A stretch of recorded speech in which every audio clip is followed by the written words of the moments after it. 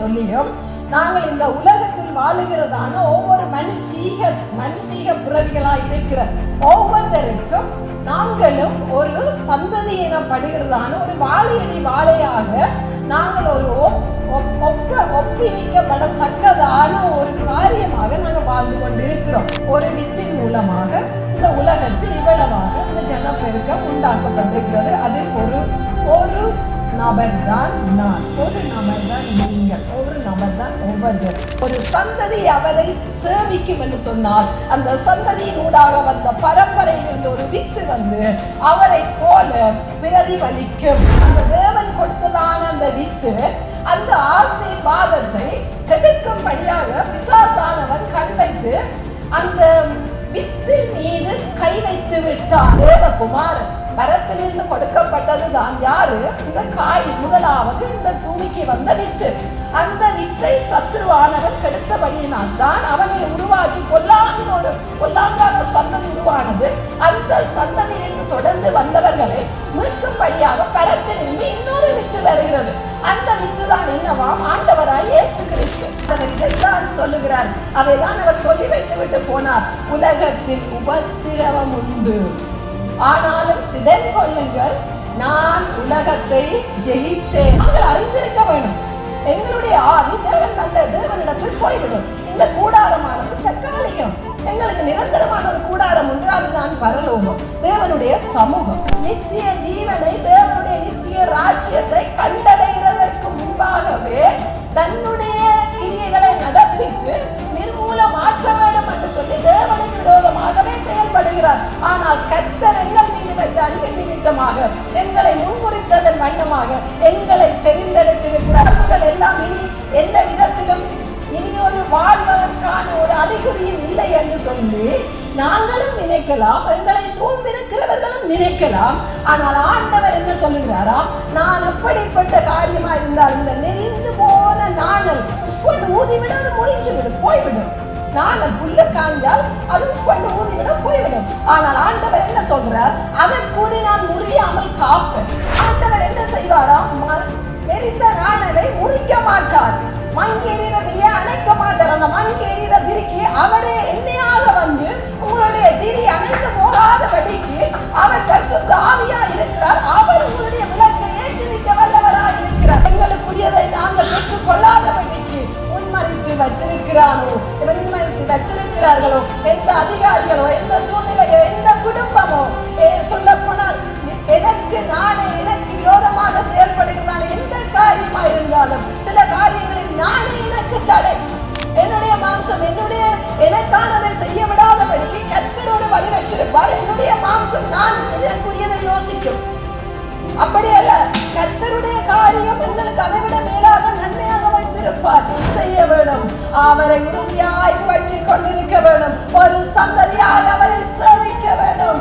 அவரை நம்பி இருக்கிறவர்களுக்கு ஒரு போதும் அவர் வெட்கப்பட்டு போக விட மாட்டார் என்று சொன்னால், அவர் வாக்குரைத்த தேவன், வாக்கு மாறாத தேவன், நியாயத்தை நீதியை வெளிப்படுத்தி போட்டு அவர் விடுகிற தேவன்.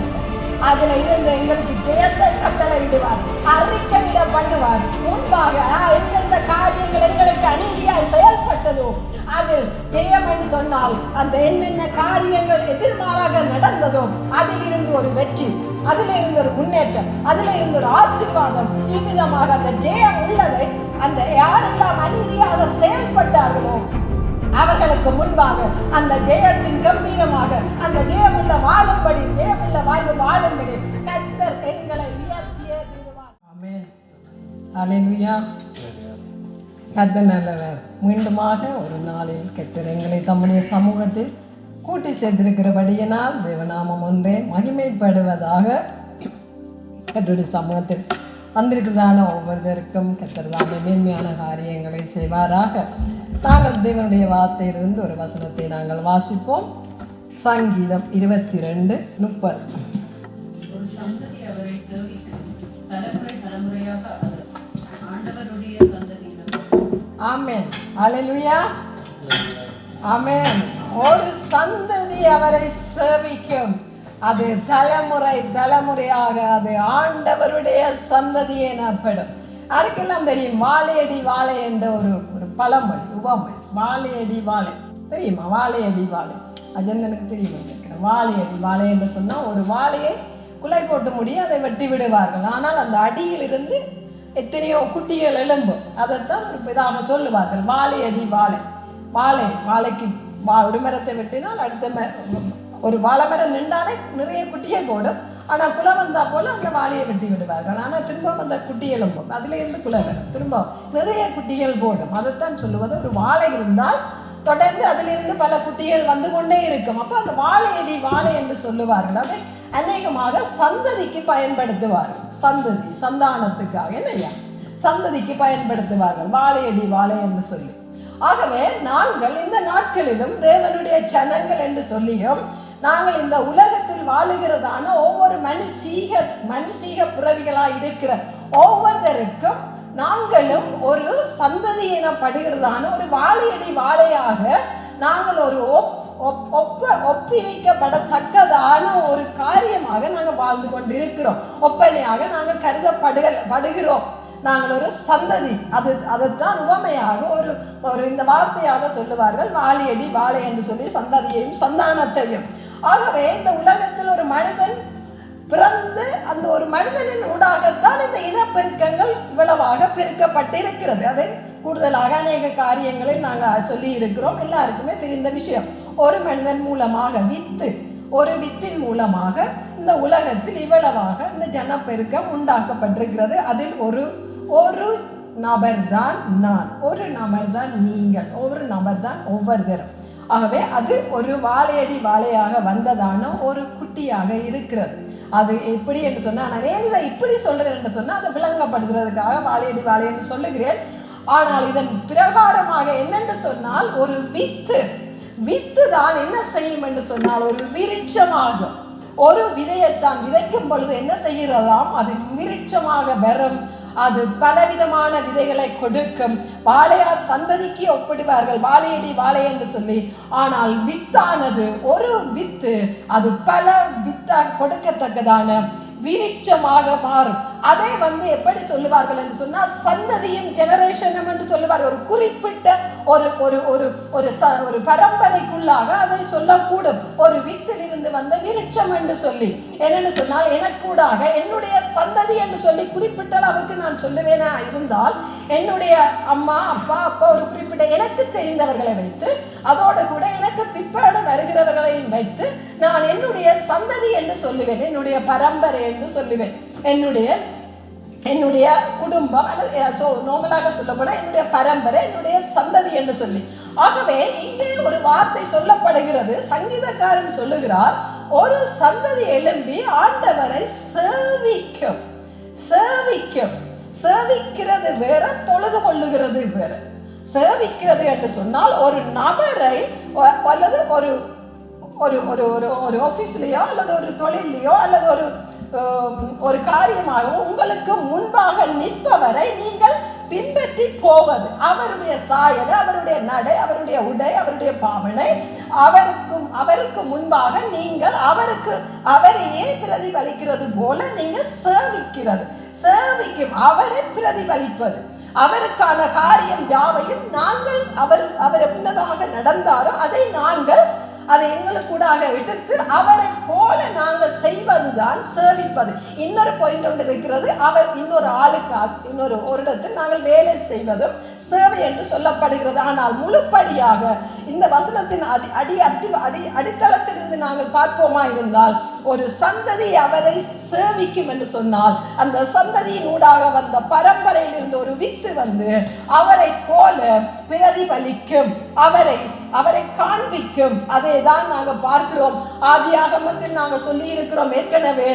ஆண்டவர் தம்முடைய சாயலாகவும் தம்முடைய ரூபமாகவும் ஆண்டவர் ஒரு மனிதனை படைத்தார். அவர் மனிதனை படைத்து அவனூடாக ஒரு சந்ததியை பெருக வேண்டும் என்று சொல்லி ஆண்டவர் நீங்கள் பலுகி பெருகுங்கள் என்று சொல்லி வார்த்தையை சொல்லி அதை ஆசீர்வதித்திருக்கிறார். அதன் மூலமாக ஒரு மனிதனை அந்த குடும்பத்துக்கு கொடுக்கிறார். அந்த மனிதன் மூலமாக இந்த உலகத்தில் உள்ள சகல ஜீவ ஜனங்களும் இந்த உலகத்தில் பெருகும்படியாக. ஆகவே முதலாவது நாங்கள் வாசிப்போம். ஆதியாகமம் 4ஆம் அதிகாரம் 1ஆம் வசனத்தை வாசிப்போம்.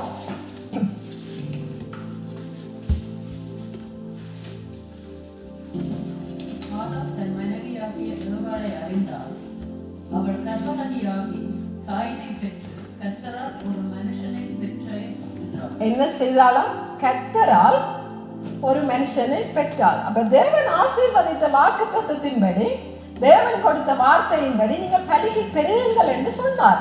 அவர் ஆசீர்வதித்தார். அந்த ஆசீர்வாதத்தின் பலனாக கர்த்தரால் ஒரு மனிதனை பெற்றார். அப்போ தேவன் அவர்களை ஆசீர்வதித்திருக்கிறார். அவர்களுக்கு ஒரு வாழையாக ஒரு வித்து வந்து விட்டது. ஒரு விருட்சம் ஆகிறதற்கு அவர்களுக்கு கூடாக ஒரு வித்து வந்து விட்டது. ஆகவே கர்த்தரால் ஒரு மனுஷனை பெறுகிறார். இந்த கர்த்தரால் ஒரு மனுஷனை தான் அவள் பெறுகிறாள் என்று அறிக்கையும் விட்டிருக்கிறாள் வாயினாலே. கர்த்தரால் ஒரு மனுஷனை பெற்றேன் என்றார். ஆகவே பாருங்க, இது தேவன் அவர்களுக்கு கொடுத்ததான ஆசீர்வாதம். அவர்களுக்கு கொடுத்ததான ஆசீர்வாதம் இது பெருக்கத்தின் ஆசீர்வாதம். ஆனால் பெருக்காதபடிக்கு என்ன நடக்கிறது? ஒரு மாற்றம் உண்டாகிறது. பெருக்கம்தான் இப்ப இந்த உலகத்தில அந்த காலத்துல இருந்த ஒரு பெருக முடியாதபடிக்கு இருந்ததான ஒரு தடை தான் இந்த காலமும் இருக்கு. அதே ஆண்டவர் தான் இந்த காலம். அந்த காலத்தில் இருந்த பிசாசு தான் இப்பவும் இருக்கிறான். ஆதியில இருந்த காரியங்கள்லாம் 2 வரைக்கும் நடந்து கொண்டிருக்கிறது. இனியும் முடிவு வரைக்கும் அதே தான் நிலை நிற்க போறது. அதே ஆண்டவர் தான், அதே பிசாசு தான். ஆகவே இந்த இடத்துல ஆதாம் ஏவாளு கூடாக வந்ததான அந்த தேவன் கொடுத்ததான அந்த வித்து, அந்த ஆசீர்வாதத்தை கெடுக்கும்படியாக பிசாசானவன் கண் வைத்து அந்த வித்தின் மீது கை வைத்து விட்டான். ஏனென்று சொன்னால் தேவனுடைய ஜனங்கள் தேவனுடைய சாயலை அவருடைய சந்ததியாக எழுப்பக்கூடாது என்று சொல்லி அந்த வித்துக்குள்ளாக அவன் தன்னுடைய கரத்தை வைத்து அந்த வித்தை என்ன செய்து விட்டார் என்று சொன்னால் தேவனுக்கு மாறாக செயல்பட வைத்து இந்த உலகத்தின் காரியமாக உலகத்தில் இருந்து அந்த தேவனுக்கு விரோதமான காரியங்களுக்கு செயல்படும் வண்ணமாக அந்த பிசாசானவன் அந்த வித்தின் மீது கையை வைத்து விட்டான். அதற்கு ஆதாரமாக 1 யோவான் 3ஆம் அதிகாரம் 12ஆம் வசனத்தை வாசிப்போம். எப்படியாக பிசாசானவன், தேவன் தானே அவனை ஆசீர்வதித்தார், தேவனால் ஒரு குமாரனை பெற்றாலே, அது என்னென்று இப்பதமாக சாத்தான் அவனை தொட்டான் என்று கீழே வசனங்கள் இல்லையே என்று சொன்னால் யோவான் அழகாக சொல்லுகிறார். எப்படி என்று சொன்னால் 1 யோவான் 3:12, பொல்லாங்கானால் உண்டாயிருந்த தன் சகோதரனை கொலை செய்த காயினை போல் இருக்க வேண்டாம். ஆமென். பொல்லாங்கனால் தான் இவன் உண்டாகிறான். பெற்றது தேவன் தான், கொடுத்தது தேவன் தான். தேவன் தான் கரத்திலிருந்து கற்பத்தில் வைக்கிறார் ஒரு சந்ததியாக, ஒரு விதியாக. ஆனால் அவன் உருவாக்கப்படுகிறது, உண்டாக்கப்படுகிறது யாரா? பொல்லாங்கனால். பொல்லாங்கன் என்று சொல்லப்படுகிற தேவனுக்கு விரோதமான பிசாசானவனினால் அவன் உண்டாக்கப்படுகிறான். இந்த பூமிக்கு வந்த பிறகு அவன் உருவாக்கப்படுகிறது யாரினால்? பொல்லாங்கனால், பிசாசினால். ஏனென்று சொன்னால் இந்த பிசாசானவன் எப்பொழுதும் தேவனுக்கு முன்பாக தேவனுக்கு விரோதமாக செயல்படுகிறவனாகவே இருந்து கொண்டிருக்கிறபடியினால் எந்த வித்து தேவனுக்காக எழுப்பி செயல்படுகிற போகிறதோ அவன் அந்த வித்தின் மீது கண் வைத்து அந்த வித்தை அழித்து விட வேண்டும் என்று சொல்லி நிற்கிறதான அந்த சாத்தானின் தாத்தன் தான் இப்பொழுதும் அந்த முதல் வந்த அந்த வித்தை என்ன செய்து விட்டான்? கை வைத்து விட்டான். சகோதரனுக்கு விரோதமாக எழுப்ப பண்ணி சகோதரனை கொலை செய்தான். அவன் பொல்லாங்கனால் உண்டாக்கப்பட்டு பொல்லாங்கனால் உண்டாயிருந்த தன் சகோதரனை கொலை செய்தான். அப்ப அவனுக்குள் அவனை உருவாக்கினது என்ன? பொல்லாங்க பிசாசானவன். அப்படிப்பட்ட சந்ததியில் இருந்து கர்த்தர் என்ன செய்கிறாராம்? இப்பொழுதும் எங்களுடைய ஜனங்களும் எங்களுடைய சந்ததியும் எங்களுடைய சந்தானத்தையும் கர்த்தர் இப்பொழுதும் காப்பாற்ற விரும்புகிறார். ஏனென்று சொன்னால் பொல்லாங்கன் என்ன செய்வான்? எங்களை தேவனுக்கு விரோதமாக எங்கள் பிள்ளைகளை, எங்கள் சந்ததியை, எங்கள் சந்தானங்களை வெட்டி போட வேண்டும் என்று சொல்லி, உருக்குலைந்து போடணும் என்று சொல்லி தேவனுக்கு விரோதமாக செயல்பட்டு எங்களுடைய வித்துக்கள் மீது கையை வைத்து எங்களுடைய பிள்ளைகளுடைய வாழ்வாதாரங்களை, எதிர்கால சூழ்நிலைகளை, எதிர்காலங்களை எப்படியாவது முறியடித்து போட வேண்டும் என்று சொல்லி, நிர்மூலமாக்கி போடணும் என்று சொல்லி கொலை செய்தானாம். கொலை செய்தான் என்று சொன்னா இல்லாமல் பண்ணி விடணும். நாங்கள் வாழுவோம், வாழ்ற மாதிரி தான் வாழுவோம். ஆனால் உள்ளுக்குள் என்னவா? எங்களுக்குள் மரண நிலைமை. நாங்கள் எல்லாவற்றையும் இழந்த மாதிரியான வாழ்வாதாரங்கள் இல்லாதபடி எதிர்காலம் சூனியமாக சூழ்நிலைகள் எல்லாம் எங்களுக்கு எதிராக இந்த எப்படி நாங்கள் இனி எப்படி ஒரு அடி எடுத்து வைப்போமோ என்று சொல்லி எதிர்காலத்தை குறித்த சிந்தனையே இல்லாதபடிக்கு எங்களை என்ன செய்து விடுவான்? நிர்மூலமாக்கி விடுவான். அவ்விதமாகத்தான் செயல்பட்டு வேண்டும் என்று சொல்லி இந்த உலகத்தில் ஒரு தேவ ஆவியினால் செயல்படுகிறதான மனிதர்கள் உருவாகி கொண்டிருக்கிறார்கள்.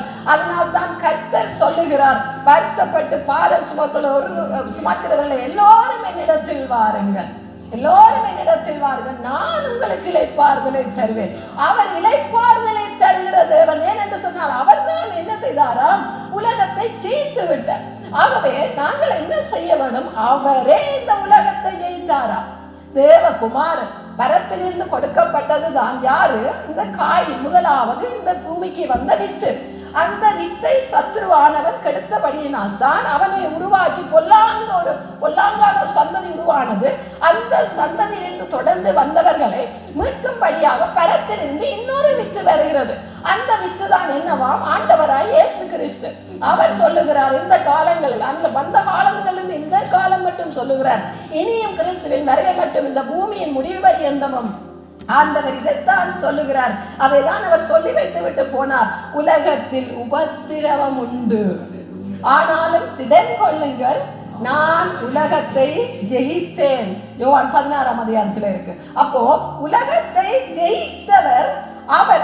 என்னவாம், நாங்கள் என்ன செய்ய வேண்டும், அவரே உலகத்தை ஜெயித்தாரா இருந்தால் அவர் ஜெயித்து அவருக்கான அந்த ஜெயத்தின் ரிசல்ட்ஸ் அவர் பெற்றுக்கொண்டு விட்டார், ஜெயம் எடுத்து விட்டார், பாஸ் பண்ணி விட்டார். அப்ப என்ன செய்ய வேண்டும், இப்ப நாங்களும் என்ன செய்வார் சொல்லுகிறார், உலகத்தில் உபத்திரவம் உண்டு. யாரும் சொல்லக்கூடாது இந்த கிறிஸ்தவத்துக்குள்ள வந்து விட்டால், அல்ல வேதத்துக்கு வந்து விட்டால், சர்ச்சுக்கு வந்து விட்டால் உபத்திரவம் இல்லை, வேதனை இல்லை, துன்பம் இல்லை என்று யாரும் சொல்ல முடியாது. ஏனென்றால் நாங்கள் இந்த பூமியில தான் வாழ்ந்து கொண்டிருக்கிறோம். இந்த உபத்திரவமான இந்த உலகத்துல தான் நாங்கள் வாழ்ந்து கொண்டிருக்கிறோம். நாங்கள் சாதாரண மனுஷர், எங்களுக்கும் சரீரம் உண்டு, நாங்களும் வாழ வேணும், சாப்பிட வேணும், உழைக்க வேணும். இந்த உலகத்தின் மத்தியில தான் நாங்கள் செயல்பட வேணும். நாங்கள் அப்படி வாழ்கிற எங்களுக்கும் இந்த உலகத்தின் உபத்திரவங்கள் எல்லாம் எங்களுக்கும் எதிர்கொண்டு வரும். ஆனால் இந்த உலகத்தோடு எங்களுடைய வாழ்க்கை முடிவடைய போறது இல்லை. எங்களுக்கு ஒரே ஒரு நம்பிக்கை, நாங்கள் இந்த பூமியை விட்டு போனாலும் எங்களுக்கான ஒரு பரலோகம் உண்டு, எங்களுக்கான ஒரு நித்திய வாழ்வு உண்டு. பூமியில் எங்களுக்கு நான் நிறைய தடவை சொல்லிட்டேன், ஆனால் கடந்த காலங்களில் எங்களுக்கு வந்ததான சில சூழ்நிலையினால் அதை நான் உறுதிப்படுத்துகிறேன். பூமியில வாழ்கிறதற்கு தான் இந்த அடையாளமாகி இந்த கூடாரம் சரீரம் கொடுக்கப்பட்டிருக்கிறது. இதனூடாக என்னை அடையாளம் காண முடியுன்றது என்று சொல்லி ஸ்டீவன் என்று சொல்லி ஸ்டீவன் உருவத்தை வச்சு என்ன செய்யறது, ஸ்டீவன் என்று சொல்லி ஒரு அடையாளம், ஒவ்வொருத்தருக்கும் ஒவ்வொரு அடையாளம் கொடுக்கப்பட்டிருக்கிறது. சரீர உருவம் கொடுக்கப்பட்டிருக்கிறது. அது ஒரு கூடாரம். உங்களுக்குள் இருக்கிற ஜீவன் அந்த கூடாரத்துக்குள் தங்கி இருந்து உங்களை இந்த பூமியில் இயக்கி கொண்டிருக்கிறது. அப்போ இந்த பூமியில வாழ நினைக்கின்றால் இந்த கூடாரத்துக்குள் நாங்கள் தங்கி இருக்க முடியும். இந்த கூடாரத்தை விட்டு எங்களுடைய ஜீவன் போய்விட்டால் இந்த கூடாரம் ஒன்றும் இல்லை. அது நான் ஏற்கனவே சொல்லி இருக்கிறேன். அப்ப நாங்கள் ஜீவன் போனா பிறகு அதுக்கு பிறகு ஒரு வாழ்வு உண்டு என்பதைத்தான் நாங்கள் இப்பொழுது சொல்லிக் கொடுக்கிறோம். கூடாரம் இந்த சரீரமானது இந்த பூமியில வாழ்றதுக்கு தான். அந்த பூமியை விட்டு ஜீவன் போயிட்டுன்னு சொல்றாங்க, மூடத்தனமா சொல்றாங்க. அவரிடம் போயில இந்த இடத்துல வாழ்றார், எங்களோட தான் இருக்கிறார், மறுபடியும் வந்து பிறப்பாருன்னு சொல்றாங்க. அவங்களுடைய நம்பிக்கையும் அவங்களுடைய அறிவின்படியும் சொல்லுகிறாங்க. ஆனால் ஜீவனுள்ள தேவனுடைய வார்த்தையின்படி தேவன் இந்த வானத்தின் பூமியை உண்டாக்கி அதில் உள்ளதான ஒவ்வொரு மனிதர்களையும் உருவாக்கின கர்த்தர் ஒரே ஒரு மனிதனை படைத்தார். அந்த மனிதனுடைய ஜீவன் தேவனுடைய கரத்தில் உண்டு. மனிதன் மரிப்பதும் பிறகு நியாயத்தில் படைவதும் ஒரு தரம் தான். மனிதன் மரிச்சா பிறகு மறுபடியும் பிறப்பது என்பது சாத்தியமில்லை. ஏனென்று சொன்னால் அது தேவனுடைய கரத்தில் உண்டு. நான் நினைக்கல நான் மறுபடியும் என்ற பிள்ளைங்க வயிற்றுல வந்து பிறப்பேன், அல்ல நான் மரிச்சா பிறகு நான் என் அம்மா அப்பா அங்கே இருக்குன்னு சொல்லி எட்டி பார்ப்பேன், அல்லது இந்த சூழ்நிலையில சுற்றங்களை நான் போன இடம் வேலை செய்த இடம் அங்கே இருந்தேனோ அந்த இதுகள் எல்லாத்தையும் நான் பார்ப்பேன் என்று சொல்லி என்னுடைய ஜீவனுக்கு தெரியாது. என்னென்று சொன்னால் ஆவி தேவன் தந்த தேவனிடத்துக்கு போய்விடும். ஏன்னா தேவன் தான் தம்முடைய சுவாசத்தை எங்களுக்குள் ஊறி இருக்கிறார். அவருடைய சுவாசம் தான் எங்களுடைய ஆவி. தேவன் தந்த ஆவி தேவனிடத்துக்கு மறுபடியும் போய்விடும். ஆகவே ஜீவன் தேவனிடத்துக்கு போயிடும். அவன் தான் அந்த ஜீவனுக்கு அதிபதி. அப்ப நாங்கள் எங்களுடைய நினைவின்படி இந்த உலகத்தில் அவர்கள் நினைக்கிற நினைவுகளின்படியோ அல்ல மனுஷர்கள் அவர்களுடைய கற்பனையின்படியோ அல்ல அவர்கள் அறிந்து கொண்ட வண்ணமாக அவர் நினைக்கலாம். ஆனால் நாங்களும் அப்படி நினைக்க கூடாது. அதுதான் நான் சொல்ல வாழ்ந்தேன். அவர்கள் நினைக்கிறது தப்பில்லை. ஏன்னு சொன்னா அவர்கள் அவிதமாக வளர்கிறார்கள், வளர்க்கப்படுகிறார்கள். ஆனால் நாங்கள் அறிந்திருக்க வேணும். எங்களுடைய ஆவி தேவன் தந்த தேவனிடத்தில் போய்விடும். இந்த கூடாரமானது தற்காலிகம். எங்களுக்கு நிரந்தரமான ஒரு கூடாரம் உண்டு, அதுதான் பரலோகம், தேவனுடைய சமூகம் என்பதை நாங்கள் அறிந்தவர்களாக இப்பொழுதும் கர்த்தர் என்ன சொல்லுகிறார் என்று சொன்னால், இவ்விதமாக சந்ததியானது எப்படியாக பிசாசு அந்த பழைய ஏற்பாட்டு முழுவதுமாக அந்த சந்ததியை நிர்மூலமாக்கி தேவனுக்கு முன்பாக தேவனுடைய கிட்டி சேராதபடிக்கு பிசாசானவன் வாழையாக சந்ததியாக ஒரு பரிசுத்தவான் எழுப்புவான். அந்த பரிசுத்தவான் ஒரு கொஞ்ச காலம் நீதியாய் நடப்பார். அடுத்த ஒரு 5-6 வருஷத்துல அவர் மறுபடியும் தேவனை விட்டு பின்வாங்கி போய்விடுவார். அதேதான் நியாயாதிபதிகள் காலத்திலேயும் நடக்கிறது. பழைய 4 புத்தகங்கள் ஆதியாகமத்தில் இருந்து மோசையின் புத்தகங்கள் வரைக்கும், அதுக்கு பிறகு யோசுவா, அதுக்கு பிறகு நியாயாதிபதிகள், சாமுவேல், ராஜாக்கள், நாளாகமம்னு சொல்லி அவ்விதமாகவே வந்து கொண்டிருக்கிறது. ஒவ்வொருத்தரும் எழுப்புவார்கள் நல்லவர்களாக, பேர்ந்து அவர்கள் பின்வாங்கி போய்விடுவார்கள். சத்துருவானவன் ஒவ்வொரு சந்ததியாக கண் வைத்து அதை ஒரு பரிபூர்ண நிலை அடையாளபடிக்கு எந்த ஒரு மனிதனும் தேவனுடைய சமூகத்தில் தேவனுடைய பார்வைக்கு பௌரனர்கள் இல்லாதபடி பிசாசானவன் ஒவ்வொரு சந்ததியாக அவர்களுக்கு விரோதமாக செயல்படுத்தி கொண்டே இருந்தான். தேவனை விட்டு பிரித்து வைத்தான்.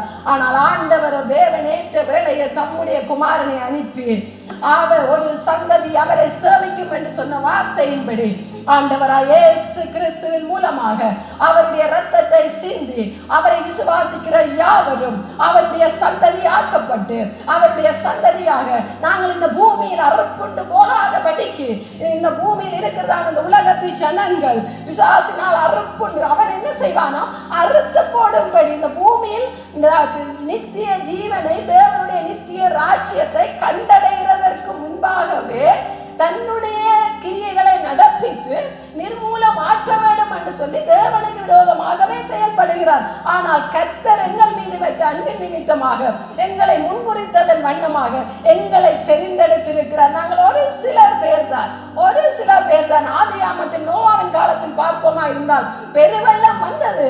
நோவா ஒரே ஒரு நீதிமானாக இருந்தான் தேவனுடைய கண்களில். ஆனால் அநேக காரியங்கள் எத்தனையோ பல பரிசுத்தவான்கள் இருந்திருப்பார்கள். ஆனாலும் தேவனுடைய கண்களில் நோவா நீதிமானாக இருந்தார். அவருடைய கண்களில் நாங்கள் இருக்க வேண்டும். அநேகர் இருக்கலாம், அநேக ஊழியங்கள் செய்யலாம், அநேக திருச்சபைகள் இருக்கலாம், அநேக மினிஸ்ட்ரிகள் உருவாகலாம், அநேக சரித்திகள் இருக்கலாம். ஆனால் தேவனுடைய கண்களில் கிருபை உள்ளதா இருக்க வேண்டும். தேவனுடைய பார்வையில் நீதிமான்களா இருக்க வேண்டும். அந்த ஒரே ஒரு நோவாவின் மூலமாக கர்த்தர் தனக்கு ஒரு சந்ததியை உண்டாக்க வேண்டும் என்று சொல்லி அந்த ஒரு சிறு கூட்டம் தான் 8 பேரை வைத்து ஆண்டவர் மறுபடியும் இந்த பூமியில் ஒரு சந்ததியை உருவாக்குகிறார். ஆகவே நாங்கள் நினைக்க கூடாது நாங்கள் ஒரு சிலர் தானே என்று சொல்லி. ஆனால் நாங்கள் கர்த்தரால் வகையறுக்கப்பட்டவர்கள், கர்த்தருடைய கரத்திலிருந்து நாங்கள் கரத்தினால் வேறு பிரிக்கப்பட்டவர்கள். அவருடைய கரத்தில் இருக்கிறதான களிமண்கள் நாங்கள். ஒருபோதும் நாங்கள் சோர்ந்து விடக்கூடாது. சத்துரு கொண்டு வருவான், பலவிதமான சோதனைகளை கொண்டு வருவான், வாழ்க்கையில் போராட்டங்கள் வரும், சூழ்நிலையில் காரியங்கள் எதிராக காணப்படும். நாங்கள் நம்பி இருப்போம் இன்றைக்கு இந்த காரியம் நடக்கும் என்று சொல்லி இதோ அல்லது கைகூடி வந்ததாக கரத்தில் இருக்கும். ஆனால் கரத்தை விட்டு நழுவி போகிறது கூடி தெரியாத அளவுக்கு சத்துருவானவன் எதிரான காரியங்களை செய்வான். ஆனால் நாங்களோ கர்த்தருடைய கரத்தில் இருக்கிறோம் என்ற அந்த நம்பிக்கையை விட்டுவிடக் கூடாது, அந்த விசுவாசத்தை விட்டுவிடக் கூடாது. ஏனென்று சொன்னால் நாங்கள் சேவிக்கிறவர் என்னார் என்று நாங்கள் அறிந்திருக்கிறோம். அவர் என்ன செய்திருக்கிறாராம், இந்த உலகத்தை ஜெயித்திருக்கிறார். அவர் ஜெயித்தவர் எங்களையும் அவர் மூலமாக, அவரை விசுவாசிக்கிறதன் மூலமாக இந்த உலகத்தில் நாங்களும் ஜெயமுள்ள வாழ்வு வாழ அவர் எங்களுக்கு உதவி செய்வார். ஆகவே நாங்கள் இன்னொரு வசனத்தை வாசிப்போம். ஏசாயா 42:3.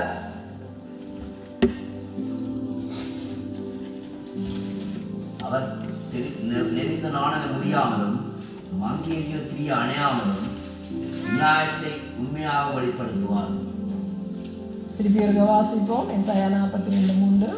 அவர் நெறிந்த நாணலை முடியாமலும் மங்கிய தீய அணையாமலும் நியாயத்தை உண்மையாக வெளிப்படுத்துவார். ஆமென்.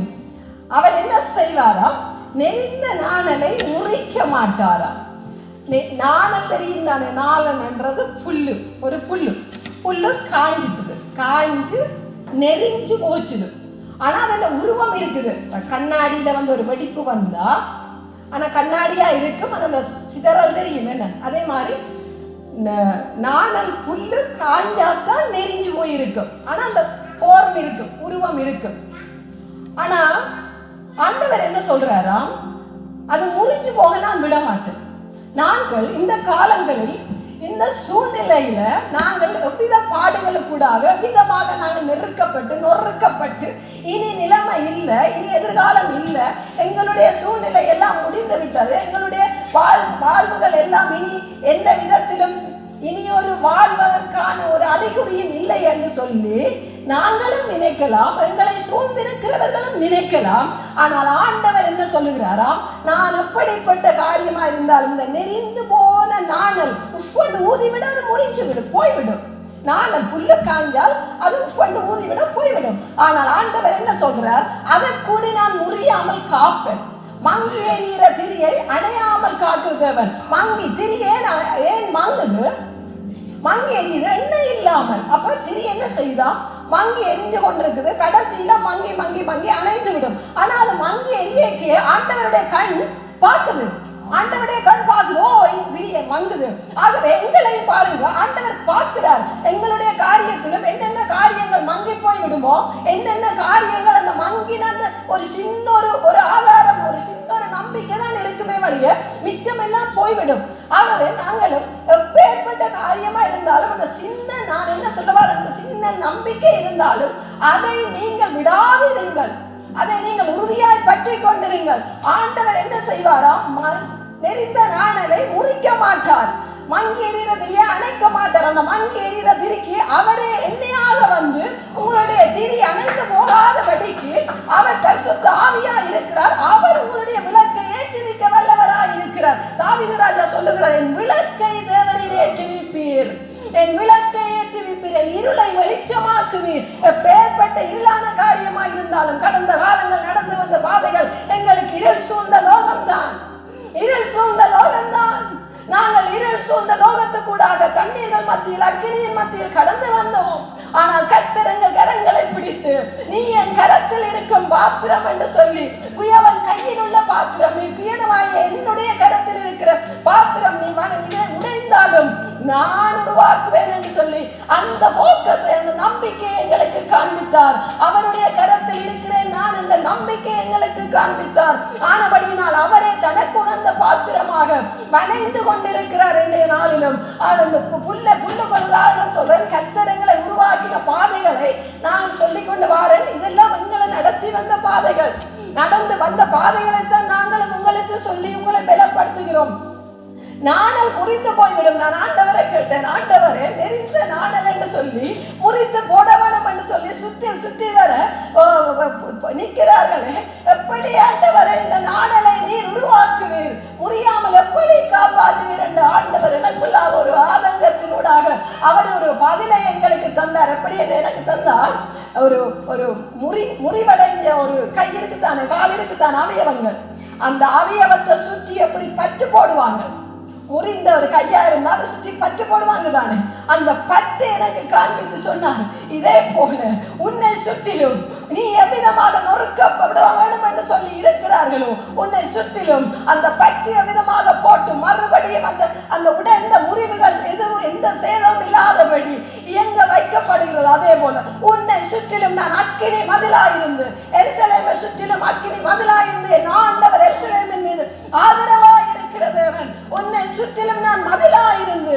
நான் உன்னை முறிந்து போகாதபடிக்கு நான் நினைத்த காரியத்தை அவன் நிறைவேற்றுவேன் என்று சொல்லி என்னை பலப்படுத்தினார். மங்கிய ஈரதிரியா அனைத்து போட வேண்டும் என்று அநேகர் காத்திருந்தார்கள். ஆனால் கர்த்தரோ எண்ணெயாக அவரையே நோக்கி பார்க்க பண்ணி, அவரை நோக்கி பார்த்தவர்கள் ஒருபோதும் வெட்கப்பட்டு போவதில்லை என்ற வார்த்தையின்படி பிரகாசம் அடைந்தார்களாம். பிரகாசம், மங்கின திரியை அவர் பிரகாசிக்க பண்ணினார். அவரையே நோக்கி பார்த்தோம், அவரை உண்மை உறுதியாய் பற்றி கொண்ட மனதருடைய 26 வாசிப்போமையா, அவரை உறுதியாய் பற்றி கொண்ட மனதை உடையவன் அவரையே நம்பி இருக்கிறபடியினால் நீர் அவனை பூரண சமாதானத்துடன் காத்துக் கொள்வீர். ஏசாயா 26:3.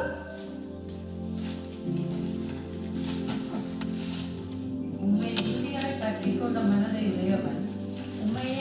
இருக்கபடியினால் நீ அவனை பூரண சமாதானத்துடன் காத்துக்கொள். பூரண சமாதானத்துடன் அவரை உண்மையாய் பற்றி கொண்ட மனதுடையவனா அவரை நம்பி இருந்தபடியினால எப்படியாம் அவர் பூரண சமாதானத்துடன் அவர் காத்துக்கொண்டார். என்ன காத்துக்கொண்டார்? Past tense. அதேதான் எங்களுக்கு நடந்தது. அவரையே நாங்கள் உறுதியாய் பற்றி கொண்டோம், அவரையே நம்பி இருந்தோம்.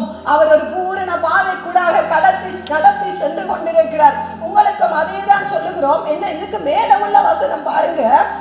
அதுக்கு மேல சத்தியத்தை கைக்கொள்ளுகிற நீதி உள்ள ஜாதி உள்ளே பிரவேசிக்கிறதற்கான வாசல்களை திறவுங்க. அப்ப ஆண்டவர் ஒரு கட்டளை இடுகிறார். அவரை உறுதியாய் பற்றி கொண்ட மனதை உடையவர்களுக்கு ஒரு வாசல்களுக்கு கட்டளை இடுகிறார், திறவுங்கள்.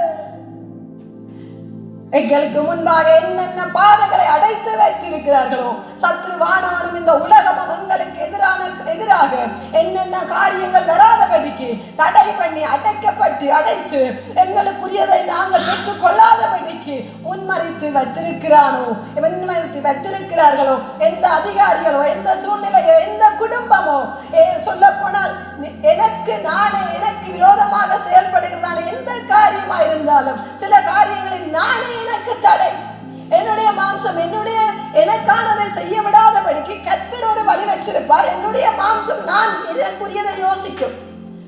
அப்படி அல்ல, கர்த்தருடைய காரியம் எங்களுக்கு அதை விட மேலாக நன்மையாக வைத்திருப்பார். ஆகவே ஆண்டவர் ஒரு வாசலுக்கு கட்டளை இடுகிறார். நீ அந்த வாசலை திறவுங்கள். ஏனென்று சொன்னால் ஆண்டவர் சொல்ற என்னை உறுதியாய் பற்றி கொண்ட மனதுடைய பிள்ளைகள் வருகிறார்கள். அவர்கள் என்னை நம்பி வந்து வருகிறார்கள். அவர்களுக்கு நான் பூரண சமாதானத்தை கொடுக்கும் வண்ணமாக கர்த்தர் கட்டளை இடுகிறார். சத்தியத்தை கைக்கொண்டு வருகிற நீதியுள்ள ஜாதி உள்ளே பிரவேசிக்க வாசல்களை திறவுங்கள். ஆகவே இந்த வாசல்களை திறந்த பிறகு அதற்குள்ளாக என்னத்தை ஆண்டவர் வைத்திருக்கிறாராம்? முதலாவது வசனம் வாசிப்போம் ஐயா. 26:1. அக்காலத்திலே யூதா தேசத்தில் பாடப்படும் பாட்டாவது, பெலனான நகரம் நமக்கு உண்டு, ரட்சிப்பையே அதற்கு மதிலும் அரணுமாக ஏற்படும். ஆமென். எங்களுக்கு என்னவா இருக்குதா? பெலனான நகரம். அந்த பெலனான நகரத்தை நாங்கள் கண்டடைய முடியாதபடி, நாங்கள் அந்த நகரத்துக்குள் போகாதபடி, அந்த பெலனான நகரத்துக்குள் நாங்கள் சகல விதமான எங்களுடைய எல்லாவற்றுக்கும் உரியதான எங்களுக்கான என்னென்னலாம் தேவையோ அது யாவும் அந்த பெலனான நகரம் என்று சொன்னால் சகல விதமான எங்களுடைய ஆசீர்வாதமும் அதுக்குள் இருக்கிறது. அந்த நகரத்துக்குள் உள்தான் என்னவா? பெலனான நகரம் நமக்கு உண்டு. அந்த நமக்கு இருந்த அந்த நகரத்தை என்ன செய்து விட்டான்? பிசாசானவர் பூட்டி விட்டான். அதற்காகத்தான் கர்த்தர் அடுத்த வசனத்துல சொல்லுகிறார், சத்தியத்தை கைக்கொள்ளுகிற நீதி உள்ள ஜாதி இருக்கிறது. இந்த பெலனான நகரத்துக்குள் இருக்கிறதை என் ஜனங்கள், என்னுடைய ஜாதி, என்னுடைய நீதியை பின்பற்றுகிறார், என்னுடைய சத்தியத்தை கைக்கொண்டு வருகிறதான என்னுடைய ஜாதி வருகிறது. இந்த பெலனான நகரத்தை அடைத்து வைத்திருக்கிற எல்லா வாசல்களும் திறக்கப்படுவதாக என்று சொல்லி கர்த்தர் கட்டளையிட்டார். அதே போல நாங்களும் எங்களுக்கு முன்பாக எந்தெந்த வாசல்கள் அடைக்கப்பட்டிருக்கிறதோ, கடந்த காலங்களில் எங்களுக்கான சகல ஆசீர்வாதத்தையும் பூட்டி வைத்திருந்தான எந்த நகரமாயிருந்தாலும், எந்த வாசலாயிருந்தாலும், கர்த்தர் அவரை உறுதியாய் பற்றி கொண்டிருக்கிற எங்களுக்கு அவர் அதற்கூடாக வாசலுக்கு கட்டளையிட்டு வாசல்களை திறவுங்கள் என்று சொல்லி அதற்கூடாக இருக்கிறதான அந்த பெலனான நகரத்தில் இருக்கும் சகலவித பெலத்தினுக்குரிய சகல ஆசீர்வாதத்தையும் பிள்ளைகளாய் எங்களுக்கு அவர் சுதந்திரித்து தர அவர் போதுமானவராய் இருக்கிறார். நீங்க அதுக்கு நாங்கள் என்ன செய்ய வேண்டும்? அவரை உறுதியாய் பற்றி கொண்டிருக்க வேண்டும். ஒரு சந்ததியாய் அவரை சேவிக்க வேண்டும். அவரை நம்பி இருக்கிறவர்களுக்கு ஒருபோதும் அவர் வெட்கப்பட்டு போக விட மாட்டார். ஏனென்று சொன்னால் அவர் வாக்குரைத்த தேவன், வாக்கு மாறாத தேவன். அவர் வாக்குரைத்தபடியே வேதாகமத்தில் சொன்னதை செய்திருக்கிறார். ஆகவே இந்த வேளையிலும் நாங்கள் ஒவ்வொருவரும் அவருடைய சந்ததியாக அவரை சேவிக்கும் பொழுது கர்த்தர் இந்த காரியங்களில் என்னென்ன காரியம் எங்களுக்கு விரோதமாக அடைக்கப்பட்டிருக்கிறதோ அவர் சகல காரியங்களுக்கும் அவர் கட்டளையிட்டு சகல பாதைகளையும் திறக்க பண்ணி வாசல்களை பூட்டி இருக்கிற வாசல்களுக்கு திறவுங்கள் என்று கட்டளையிட்டு எந்தெந்த இந்த மனுஷர்கள் விதமாக செயல்பட்டாலும் அந்த மனுஷர்கள் கூடாக தயவுகளை உண்டு பண்ணி அது எந்த காரியமாயும் இருக்கலாம், வேலை காரியமோ, விசா காரியமோ, எதிர்கால காரியங்களோ, குடும்ப காரியமோ, பிள்ளைகளை குறித்த காரியமோ, அற்ப காரியமா இருந்து பெரிய காரியம் வரைக்கும் கர்த்தருடைய கண்கள் அதை காண்கிறது. கர்த்தர் பலனான நகரத்தில் உள்ளதான சகல விதமான எல்லாவற்றையும் உங்களுக்கு தர அவர் போதுமானவராய் இருக்கிறார். நாங்கள் எந்த சூழ்நிலையிலும் நாங்கள் சோர்ந்து போகக்கூடாது. ஏனென்று சொன்னால் வேதம் சொல்லப்பட்ட பிரகாரமாக அவரை உறுதியாய் பற்றி கொண்ட மனதை உடையவர், அவரை உறுதியாய் பற்றி கொண்ட மனதை உடையவனுக்கு அவர் பூரண சமாதானத்தை தருவார். இந்த உலகம் சொல்லும் நீ இவ்வளவுதான், உனக்கு முடிந்து போய்விட்டது, உன்னுடைய விளக்கு அணைந்து விட்டது, நீ முறிந்து விட்டாய், உன்னுடைய வாழ்வை நீ எழும்பாது, நீ முன்னேற முடியாது என்று சொல்லி உலகம் சொல்லும், சுற்றி இருக்கிறவர்கள் சொல்லுவார்கள். ஆனால் கர்த்தர் என்ன சொல்லுகிறார்? நான் தான் மங்கி எரிகிற திரியை அணையாமல் காப்பேன். அதுல ஒரு வசனம் சொல்லுகிறது, நீதியை நிலைப்படுத்துகிறேன். 42:3 வாசிங்கய்யா. அவர் நெறிந்த நாளிலே முடியாமலும் மங்கி எறிகிற திரியை அணையாமலும் நியாயத்தை உண்மையாக நியாயத்தை என்ன செய்வாரா? உண்மையாக வெளிப்படுத்துவார். யாரெல்லாம் நாங்கள் அநீதியினால் இதற்குரிய அர்த்தம் ஏனா நெருங்கி இருக்காம், ஏனா மங்கி எரிஞ்சு கொண்டிருக்காம், அநீதி ஏனென்று சொன்னால் அதுல பாருங்க என்ன நீதி ஐயா, நியாயம்.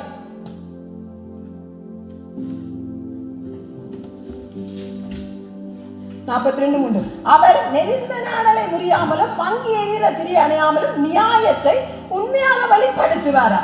அவர் எந்த சூழ்நிலையில நாங்கள் இருக்கிறோம் என்பதை பார்த்து எங்களுக்கு நடந்த அநியாயத்தில் இருந்து என்னென்ன காரியமெல்லாம் நடந்ததோ அவர் நியாயத்தை வெளிப்படுத்தியே தீருவார். அவர் உண்மை உள்ள தேவன் என்று சொன்னால் அவரை உறுதியாக பெற்றுக் கொண்டு அவரையே நம்பி இருக்கிறோம். அவர் நீதியை வெளிப்படுத்துவார். நீதியை வெளிப்படுத்தி மத்தேயு 12:20 வாசிப்போமையா. அதை பழைய ஏற்பாட்டில் தீர்க்கதரிசியானவர் சொல்லி இருக்கிறார். அதையே இயேசு கிறிஸ்துவும் சொல்லுகிறார். அதை மென்ஷன் பண்ணி சொல்லுகிறார். மத்தேயு நியாயத்துக்கு ஜெயம் கிடைக்கப்படும் வரைக்கும் நெறிந்த நாளிலே முடியாமலும் மங்கி எறிகிற திரியை அணைக்காமலும் இருப்பார். அவர் நியாயத்துக்கு ஜெயம் கிடைக்கும் வரைக்கும் என்னவா? அவர் நீதியை வெளிப்படுத்துகிற தேவனா, அதோடு அந்த நியாயத்தை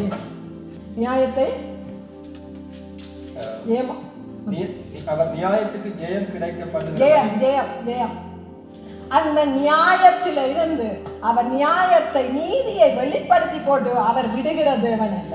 அதுல இருந்து எங்களுக்கு ஜெயத்தை கட்டளை விடுவார், அறிக்கையிட பண்ணுவார். முன்பாக எந்தெந்த காரியங்கள் எங்களுக்கு அநீதியாய் செயல்பட்டதோ அதில் ஜெயம் என்று சொன்னால் அந்த என்னென்ன காரியங்கள் எதிர்மாறாக நடந்ததோ அதில் இருந்து ஒரு வெற்றி, அதில் இருந்து ஒரு முன்னேற்றம், அதில் இருந்து ஒரு ஆசீர்வாதம். இவ்விதமாக அந்த ஜெயம் உள்ளதை அந்த யாரெல்லாம் அநீதியாக செயல்பட்டார்களோ அவர்களுக்கு முன்பாக அந்த ஜெயத்தின் கம்பீரமாக அந்த ஜெயமுள்ள வாழ்வு வாழும்படி கர்த்தர் எங்களை உயர்த்தியே தீருவார். அதை சொல்லுகிறவர், ஜெயத்தை காணப்பட்டார் சொல்லுகிறவர் ஆண்டவராய் இயேசு கிறிஸ்து. ஒரு சந்ததி அவரை சேவிக்கும் என்று சொன்ன அவர் தான் ஆண்டவர். அவர் தான் சொல்லுகிறார், ஒரு சந்ததி அவரை சேவிக்கும். அந்த சேவிக்கிற சந்ததி தான் நானும் நீங்களும். நாங்கள் எந்த பேர்பட்ட சூழ்நிலையா இருந்தாலும் அவர் நீதியை வெளிப்படுத்தி நியாயத்தை ஜெயமுள்ளதாக மாற்றுவார். ஜெயம் உள்ளதாகவே எங்களை வாழ பண்ண அவர் இந்த இடத்தில் உங்களை கூட்டி சேர்த்திருக்கிறார். அப்பேற்பட்ட சூழ்நிலையா இருந்தாலும் என் ஆண்டவர் எங்களை வாழாக்காமல் தலையாக்கி மனிதன் நினைப்பான் இவர்களை தள்ளிவிட வேண்டாம், இவர்களை கீழே தள்ளிவிட வேணும். ஒரு அடிப்படி ஏறினால் மேலே இருக்கிறவன் என்ன செய்வான்? இவனின் பின்னால வாரான் என்று யோசிப்பான், காலால் தள்ளிவிடத்தான் பார்ப்பான். ஆனால் என் ஆண்டவர் அப்படி இல்லை. கீழே 2 கண்டு சொல்லுவார், நான் நிற்கிறேன், நீ ஏறு, நான் உன் பாதங்கள் இல்லாதபடிக்கு உன்னை தள்ளி விழுந்த வேண்டும் என்று சொல்லி நினைக்கிற பிசாசு ஏவுகிற மனுஷர்கள் எல்லாம் அவர்களுடைய சிந்தனைக்கு விரோதமாக நீ என்னை நம்பி இருக்கிறபடியால் உன்னை நான் தாழ விடுவதில்லை, நான் உன் பாதங்கள் இடாதபடி உன்னை கரங்களில் ஏந்திக் கொண்டு போவேன் என்று சொன்ன வார்த்தையின்படி என் ஆண்டவர் சொல்லுவார், நீ ஏறு, நான் நிற்கிறேன் துணையாக, நீ என்னை நம்பி இருக்கிறாய், ஒரு காலடி எடுத்து வை, முயற்சி செய், என் ஆண்டவர் பலப்படுத்துவார். அந்த பலன்தான் இப்பொழுதும் நாங்கள் அவருடைய வார்த்தையாக உங்களுக்கு சொல்லுகிறோம். சோர்ந்து போகாதீர்கள், எடுத்த காலை பின்வைக்காதீர்கள். என்ன முயற்சி எல்லாம் செய்தீர்களோ விசுவாசத்தை தளர விடாதீர்கள். விசுவாசித்தவன் தேவனுடைய மகிமையை காண்பான். கர்த்தருக்குள்ளாக நீங்கள் ஒரு சின்ன முயற்சியை கர்த்தர் மீது நம்பிக்கை வைத்து விசுவாசித்து எந்த காரியமாய் இருந்தாலும் அவருக்குள்ளாக நீங்கள் செயல்படும் பொழுது அவர் அதன் பலனாக உங்களுக்கான சகல காரியத்திலும் அவரே செயல்படுகிறவராயிருப்பாராம். நீதிமொழி நியாயாதிபதிகள் அதே சொல்றேன், நியாயாதிபதிகளில் இஸ்ரவேல் சந்ததி என்று சொல்லி ஒரு சந்ததி இருக்கிறார்கள். அந்த சந்ததியினர் தேவனுக்கு விரோதமாக செயல்பட்டு ஒரு சந்ததியாக வந்ததான ஒரு சந்ததி தேவனுக்கு விரோதமாக செயல்படுவார்கள் என்று தேவனை நோக்கி மன்றாடுவார்கள். தேவன் இறங்கி ஒரு நியாயாதிபதியை எழுப்பி அந்த எதிராக வந்த காரியத்திலிருந்து முறியடிப்பார். பேந்து சமாதானமா வாழுவார்கள், பேந்து தேவனை விட்டு பின்வாங்கி போவார்கள்.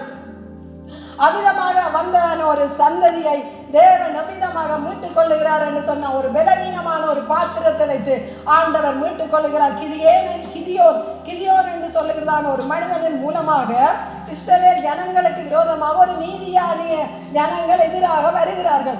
அந்த மீதியானியர்கள் எப்படியாம் அந்த ஜனங்கள் விதை விதைத்தால் கோதுமை விதைத்தால் இவங்கள் விதைத்து கொண்டு ஜனங்கள் வந்துடுவார்கள். அந்த அறுவடை காலத்துல அந்த எதிராக இருக்கிறதான அந்த எதிர் ஜனங்கள் வந்து அறுத்து கொண்டு போயிடுவார்கள்.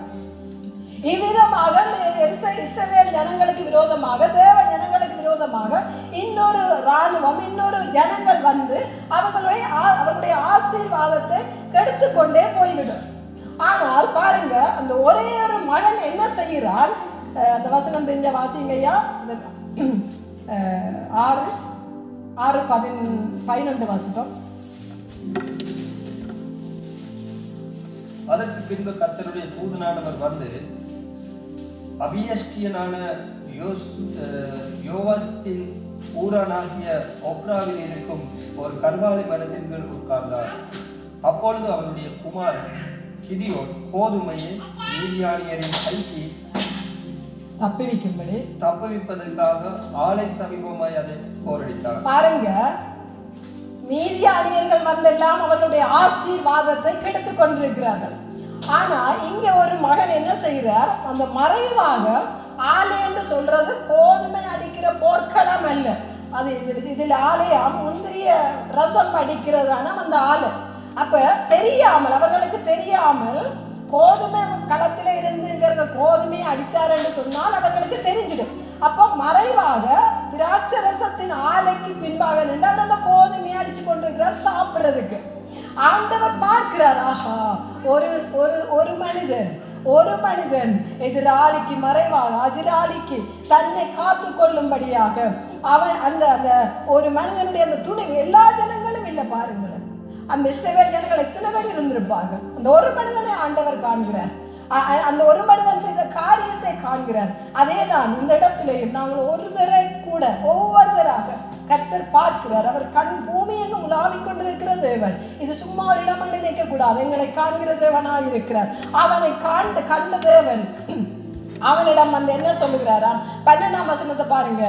கர்த்தருடைய தூதனானவர் அவனுக்கு தரிசனமாகி, பராக்கிரமசாலியே, கர்த்தரினோட கூட இருக்கிறார் என்று சொன்னால் அந்த இஸ்ரவேல் ஜனங்களுக்குள்ளும் அந்த எதிராளிக்கு முன்பு அவனுடைய கண்களுக்கு மறைவாக தங்களையும் தன்னுடைய குடும்பத்தையும் தப்பித்துக் கொள்ளும்படி அவன் ஒரு காரியத்தை செய்கிறான். தன்னையும் தன்னுடைய குடும்பமும் வாழும்படியாக அவன் ஒரு காரியத்தை செய்கிறான். அந்த காரியத்தை கர்த்தர் காண்கிறார். அந்த கண்ட தேவன் என்ன செய்கிறார்? அவனை பிடிக்கிறார். நீதான் பராக்கிரமசாலி, உனக்குள் இருக்கிறான் அந்த கொஞ்ச தைரியம். அந்த ஆளை கோதுமை அடிக்கிற இடத்துக்கு போரடிக்கிற இடத்துக்கு இல்லாமல் அவன் மறைந்திருந்து அந்த ஆலைக்கு முன்பாக வரலாக நின்று அதை செய்கிறதான அந்த காரியத்தின் அந்த துணிவை அந்த அவனுக்குள் இருந்தான ஒரு அந்த தன்னுடைய குடும்பத்தை காப்பாற்ற வேண்டும் என்று சொன்னதான அந்த உணர்வை ஆண்டவர் பார்க்கிறார். இது எனக்கு போதும். நீ உனக்குள் இருக்கிறதான அந்த சின்ன விதை கர்த்தர் கண்டு பராக்கிரமசாலியே, கர்த்தர் உன்னோட கூட இருக்கிறார். அவன் சொல்லுகிறான், நான் மனாசே கோத்திரத்தில் சிறியவன் என்று சொல்லுகிறார். கர்த்தர் பாருங்க, ஆண்டவரே, நான் இஷ்டவேல் என்னால் ரட்சிப்பேன். இதோ மனாசேயில் என் குடும்பம் மிகவும் வலியது. என் தகப்பன் 15 எல்லாரும் சிறியவன். அவர் சொல்லுகிறார், அப்பொழுது கர்த்தர் அவனை நோக்கி பார்த்து, உனக்கு இருக்கிற இந்த பலத்தோட போ, இஸ்ரவேலை மீதியானியர் கைக்கு நீங்களாக்கி ரட்சிப்பாய். உன்னை அனுப்புகிறவர் நான் அல்லவா? அப்ப இந்த எதிராகி வந்த அந்த ஜனங்கள் கரத்திலிருந்து நீ யுத்தத்துக்கு போ என்று சொல்லுகிறார் ஆண்டவர். அவன் சொல்லுகிறான், நான் மனாசே கோத்திரத்தில் சிறியவன், என் குடும்பம் எளியது, என் தகப்பன் வீட்டில் நான் எல்லாரிலும் கோத்திரத்தில் சின்னனா, மனாசே என் குடும்பத்தில் மிகவும் எளியதா, என் தகப்பன் வீட்டில் நான் எல்லாரிலும் சின்னவனா. ஆனால் ஆண்டவர் என்ன சொல்லுகிறார்? அவனுக்குள் இருந்த அந்த ஒரு சின்ன விதியை, அவனுக்குள் இருந்த அந்த சின்ன பலத்தை, அவனுக்குள் இருந்த அந்த சின்ன துணிவை வைத்து ஆண்டவர் என்ன சொல்லுகிறாராம்? இது போதும், நீதான் பராக்கிரமசாலி. உன்னை கொண்டு சத்துருவை முறியடித்து, அந்த ஜனங்களை தேசத்தாரை முறியடித்து, உன்னை உன் குடும்பத்தையும் காக்க நான் போதுமானவராய் இருக்கிறேன். உன்னை அனுப்புகிறவர் நான் அல்லவா? அவன் தன்னுடைய பலத்தை பற்றி சொல்லுகிறான், தன்னுடைய குடும்பத்தை பற்றி சொல்லுகிறான். ஆண்டவர் சொல்லுகிறார், இல்லை, உன்னோடு நான் கூட இருப்பேன். எனக்கு தேவை நீதான். உனக்குள் இருக்கிற அந்த சின்ன விசுவாசம் தான். நீ வந்தால் போதும், உனக்குள்ளாக இருந்து நான் செயல்படுவேன். ஆதலால் நீ மட்டும் வந்தால் போதும் என்று சொல்லி அவனை கொண்டு ஆண்டவர் அந்த மீதியானியரின் கையில் இருந்தது அந்த ஜனங்களை ஆண்டவர் மீட்டுக் கொள்ளுகிறார். பார்க்க போனால் 32,000 பேரை மீதியானியரை முறியடிக்கும்படி கிதியோன் சேர்த்துக் கொள்ளுகிறார். ஆண்டவரோ இவ்வளவு பேர் தேவையில்லை என்று சொன்னாலும், அது ஒரு நல்ல ஒரு வசனத்தை நான் வாய்ச்சேன். அந்த 32,000 பேரை கொண்டு அந்த எதிரான சேனையை முறியடித்தால், ஒரு ராணுவம் எதிராக இருந்து ராணுவத்தின் மூலமாக ஜனங்கள் மூலமாகத்தான் முறியடித்ததா போய்விடும். ஆண்டவர் சொல்றார், அவர்களுடைய கையினால் மீதியானியரை முறியடித்ததென்று இல்லாமல் கர்த்தர் ரட்சித்தார் என்று சொல்ல வேண்டும் என்பதற்காக 32,000 பேரையிலும் ஆண்டவர் 300 பேரை மட்டும் தெரிந்தெடுத்து தேவன் அந்த மீதியானியரை முறியடித்து கர்த்தர் தன்னுடைய கரத்தினால் ரட்சித்தார் என்று சொல்லி கர்த்தர் அந்த இஸ்ரவேல் ஜனங்களுக்கு ஒரு விடுதலை கொடுத்தார், வாழ்வு கொடுத்தார். அதே போல உங்களுக்கு நான் சொல்லுகிறேன், அற்பமாக நீங்க எண்ணாதீங்க. யாரும் உங்களை சின்னவன் என்று எண்ணாதீங்க, பலவீனன் என்று எண்ணாதீங்க, குடும்பத்தில் நான் ஒருவன் தானே என்று சொல்லி நினைக்காதீங்க. யாருக்கு தெரியும், உங்களை கொண்டு இந்த குடும்பத்தை, உங்கள் சந்ததியை கர்த்தர் மேன்மையாக வைக்க இந்த காலங்களை குறித்திருக்கிறார், இந்த வேலையை குறித்திருக்கிறார், இந்த நாட்களை தந்திருக்கிறார், இந்த சமூகத்தில் இருந்து இந்த வார்த்தையை கேட்க பண்ணுகிறார். ஆகவே கர்த்தர் உங்களோட கூட இருந்து, நீங்க உங்களுக்குள் இருக்கிறார் அந்த உங்களுடைய பலத்தையோ, உங்களுடைய ஞானத்தையோ, உங்களுடைய காரியத்தையோ நினைக்காதீங்க. ஒன்றுமே இல்லை. நாங்கள் இப்ப நினைச்சா கூடி, என்னால முடியும் என்று நினைச்சா கூடி, ஒரு அடி எடுத்து வைக்கும் பொழுது கர்த்தரே அதை மாற்றி போடுவார், அல்லது சத்ருவானவன் வந்து அதை தாறுமாறாக்கி போடுவான். எங்களுடைய நினைவுகளின்படி அல்ல, அவருடைய நினைவுகள்லாம் எங்களுக்கு சமாதானமாய் இருக்கும். ஆண்டவர் சொல்லுகிறார், உன் பேரில் நான் நினைத்திருக்கிற நினைவுகள் தீமைக்கு ஏதுவானவைகள் அல்ல, அவைகள் சமாதானத்துக்கு ஏதுவானவைகள். நிச்சயமாகவே அவரை நீங்கள் உறுதியாய் பற்றிக் கொள்ளுங்கள். அவரை உறுதியாய் பற்றிக் கொண்ட மனதோடு நீங்கள் இருங்கள். கர்த்தர் உங்களுக்கான பலமான நகரத்தை வைத்திருக்கிறார். உங்களுக்கு அடைக்கப்பட்டிருக்கிறான அந்த வாசலை அவர் திறந்து அந்த பலனான நகரத்துக்குள் இருக்குதான உங்களுக்கான சகல விதமான ஆசீர்வாதத்தையும் உங்களுக்கு தந்து, உங்களை வாழாக்காமல் தலையாக்கி கீழாக்காமல் மேலாக்கி மேன்மையாய் உங்களை வைப்பார். மங்கி எறிந்த திரி என்று சொல்லி பார்த்தவர்கள் மத்தியில் உங்களை பிரகாசமாய் வாழ வைப்பார். எரிந்து போய்விட்டது முறிந்துவிடும், இனி இவர்களுக்கு வாழ்வு இல்லை, எந்த விதத்திலும் இவர்கள் எழும்ப சந்தர்ப்பம் இல்லை என்று சொன்ன மனிதர்கள் மத்தியில் அவரே உங்களுக்கு தீபமாக, உங்களுக்கு எண்ணெயாக வந்து உங்களுடைய தீபத்தை பட்ட பகல் வரைக்கும் பிரகாசிக்கிற சூரிய பிரகாசத்தை போல உங்களுடைய வாழ்வை மாற்றுவார். நிச்சயமாகவே முடிவுண்டு. நம்பிக்கை வெண்போகாது. கர்த்தர் சொன்னதை செய்கிற தேவன், அவர் வாக்கு மாறாத தேவன். எவ்விதமா வேதத்தை நாங்கள் வாசிப்போமா இருந்தால் எத்தனையோ காரியங்கள் சொல்ல முடியும். அவர் சின்ன அற்பமான பாத்திரங்களை எடுத்துத்தான் அவர் தம்முடைய பலமான ராஜ்யத்தை இந்த பூமியில் அவர் சிருஷ்டித்தார். அற்பமான மனுஷர்களை கொண்டுதான் கர்த்தர் இவ்வளவாக இந்த தேவனுடைய ஆதியில் 6000 ஆண்டு தொடக்கத்தில் இருந்து 6000 ஆண்டுகளாக அவர் தம்முடைய நீதியை நிலைநாட்டி கொண்டிருக்கிறார். எத்தனையோ மகா ராஜ்யங்கள் வல்லரசுகள் எழுப்பினது, ராஜ்யங்கள் எல்லாம் எழுப்பினது. இந்த கிறிஸ்தவத்தை முறியடிக்க முடியவில்லை. கிறிஸ்துவை மரித்தவராக கல்லறையில் அடக்கி வைக்க முடியவில்லை. ஏனென்று சொன்னால் மரித்தவர் இங்கே இல்லை, அவர் சொன்னபடி உயிர் தெழுந்து விட்டார். அந்த உயிர் தெழுந்த தேவனை கண்டவர்கள் பறைசாற்றும் வண்ணமாக சீசர்களுக்கு அவர் தானே வெளிப்படுத்தி, அதேதான் இந்த பெந்தைக்கோஸ்தே நாளில் கடந்த ஞாயிறு நாங்கள் கண்டோம். அவர் மரித்தார் என்று சொல்லி பின்மாற்றி போனதான சீசர்களுக்கு தன்னை வெளிப்படுத்தி அவர் நம்முடைய சமூகத்துக்கு அவர்களை அழைத்து கொண்டு வந்தார். மறுபடியும் அவர்களுக்கு தரிசனமானார். காத்திருங்கள் என்று சொல்லி பலனடைய பண்ணி நம்முடைய உன்னதத்தின் பலத்தை கொடுத்து அவர்களை பலப்படுத்தி இன்று வரைக்கும் கிறிஸ்தவம் என்ற ஒரு கிறிஸ்தவ நற்செய்தியை, கிறிஸ்துவை குறித்ததான சுவிசேஷத்தை ஆண்டவர் அறிவித்துக் கொண்டிருக்கிறார். அந்த பலத்தினால் தான் உங்களையும் அவர் இடைக்கட்ட போதுமானவராய் இருக்கிறார். யாரும் உங்களை முறியடிக்க முடியாது, யாரும் உங்களை மூடி போட முடியாது. ஏனென்று சொன்னால் மூடி போட்ட கல்லறையில் திறந்திருக்கிறதான உயிர் தெழுந்த இயேசு கிறிஸ்து உங்களுக்குள் இருக்கிறார், ஆவியாய் இருக்கிறார், எண்ணெயாய் இருக்கிறார். உங்கள் வாழ்வில் அவர் தீபமாக உங்கள் வாழ்வை மலரச் செய்வார். வெளிச்சமாக உங்களுடைய வாழ்வில் அவரே வந்து உங்களை இந்த உலகத்திலும் பிரகாசிக்க பண்ணி இனி வரும் இன்னொரு உலகமாகிய எங்களுடைய நாங்கள் நம்பி இருக்கிறதான அந்த நித்திய ராஜ்யத்திலும் உங்களை கொண்டு போய் சேர்க்க அவர் வல்லவராய் இருக்கிறார் என்று சொல்லி உங்களுக்கான இந்த நாள் செய்தியை கர்த்தர் கொடுத்திருக்கிறார். நான் சொல்லுகிறேன், அவர் கொடுத்த செய்தி இந்த நாளிலும் நான் இதை ஒரு வசனமாகத்தான் எடுத்துக்கொண்டு வந்தேன். இல்லை வந்த அப்புறம்தான் நிறைய வசனங்கள் வந்தது. எனக்கே தெரியாது இந்த வார்த்தையை ஆண்டவர் சொன்னார் என்று சொல்லி. ஆனால் ஒன்று மட்டும் தெரியும், எனக்குள் இருந்து பேசினவர் கர்த்தருடைய ஆவியானவர். நிச்சயமாகவே அவர் உங்களுக்குள் கிரியையை நடப்பிப்பார். ஆமென், ஆமென்.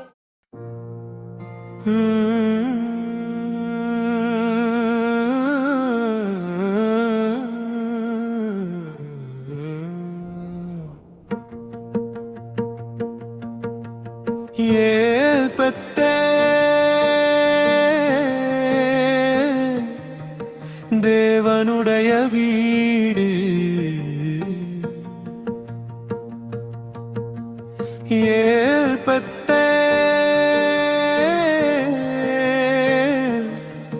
தரிசனத்தின் இடம்.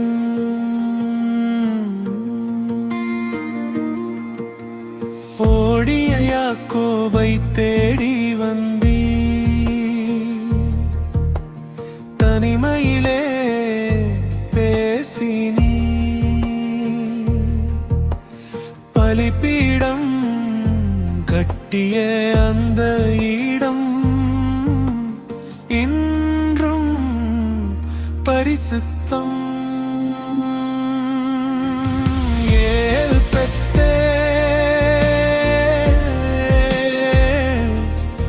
தேவனுடைய வீடு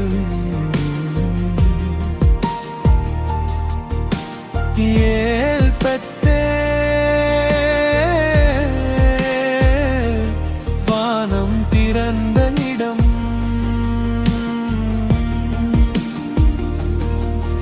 எங்கே நீ தரிசனமாவீர், இங்கே வாக்குத்தத்தம் நிறைவேறும்.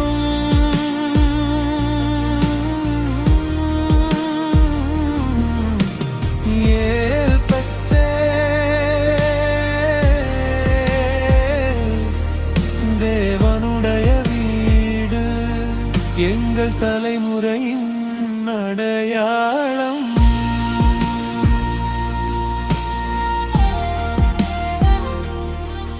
நான் சர்வ வல்ல தேவன் என்றீ, பலுகி பெருகுவாயன்றி, ஜாதிகள் உன்னிலிருந்து எழும் ராஜாக்கள் உன் சந்ததி.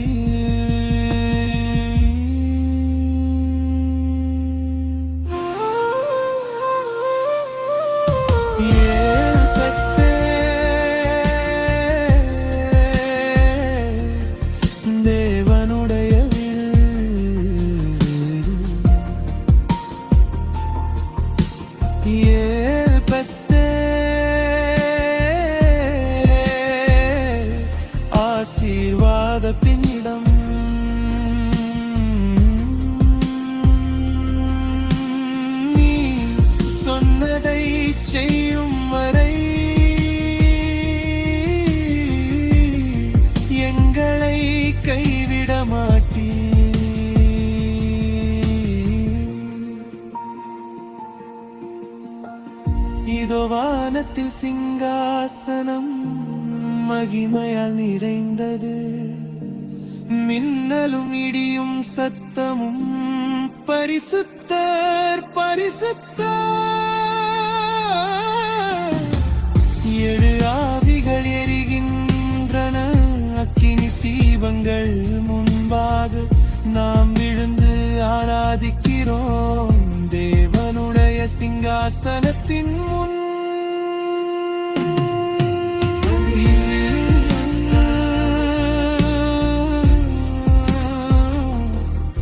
தேவனுடைய வீடும் ஏல் பெற்றே வானமும் பூமியும் சந்திக்கும் இடம். மேற்கும் கிழக்கும் பரவுவோம் வடக்கும் தெற்கும் நிறைவோம்.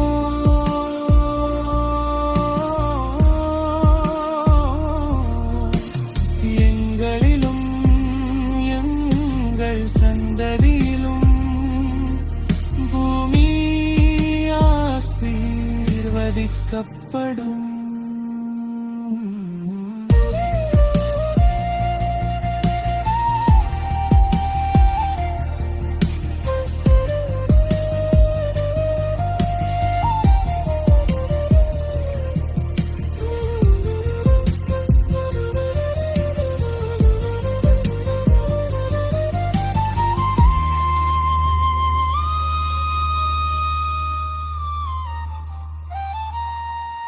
நீர் எங்களோடு இருப்பீர், போகும் இடமெல்லாம் காப்பீர்.